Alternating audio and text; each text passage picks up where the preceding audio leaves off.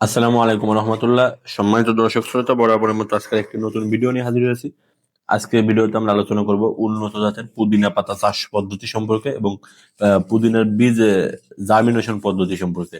অনেকেই বলেন যে ভাই, অনলাইনে বিভিন্ন জায়গা থেকে পুদিনা পাতার বীজ সংগ্রহ করেছি, কিন্তু বীজের সঠিকভাবে জার্মিনেশন করতে পারি না বা বীজ জার্মিনেশন হয় না। ভিডিওটি তাদের জন্য।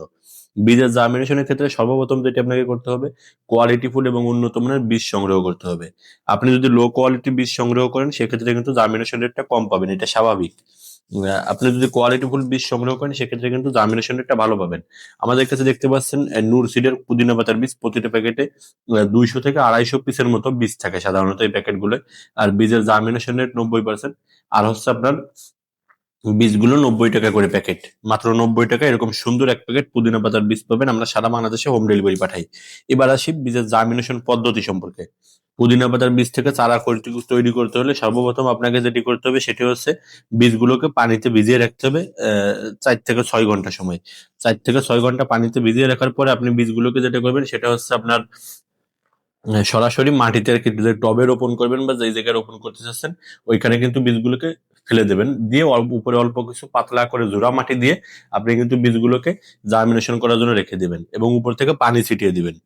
পুদিনা পাতার বীজের কিন্তু একটা কমন জিনিস, এটা পুদিনা পাতা আর হচ্ছে বিলাতি ধনিয়া পাতা, এই দুইটা জিনিসের কিন্তু জার্মিনেশন হতে একটু সময় বেশি নেই। পুদিনা পাতা কিন্তু সাধারণত আপনার বীজ থেকে চারা তৈরি হতে 15 থেকে 20 দিন বা সর্বোচ্চ 25 দিন পর্যন্ত কিন্তু সময় লেগে থাকে। এই জন্য আপনাকে ধৈর্য হারা হলে হবে না, অবশ্যই ধৈর্য ধরতে হবে। ইনশাল্লাহ জার্মিনেশন হবে, একটু সময় বেশি লাগে পুদিনা পাতার ক্ষেত্রে।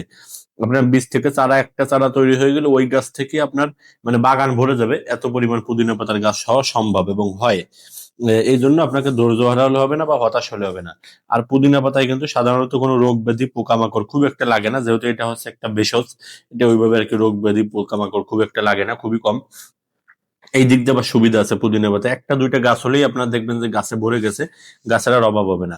আপনারা যারা হচ্ছে উন্নত মানের পুদিনা পাতার বীজ খুঁজতেছেন, তারা চাইলে আমাদের থেকে স্ক্রিনে দেখেন হোয়াটসঅ্যাপ নাম্বারে যোগাযোগ করতে পারেন। আমরা বীজ সারা বাংলাদেশে সরবরাহ করে থাকি এবং পুদিনা পাতা চাষ পদ্ধতি সম্পর্কে যে কোনো ধরনের তথ্য, পরামর্শ এবং অভিযোগের জন্য আমাদের সঙ্গে যোগাযোগ করতে পারেন। এবং আমাদের ইউটিউব চ্যানেলটি সাবস্ক্রাইব করে পাশে থাকবেন, আমাদেরকে উৎসাহিত করবেন, এই প্রত্যাশা আপনাদের কাছে আমাদের।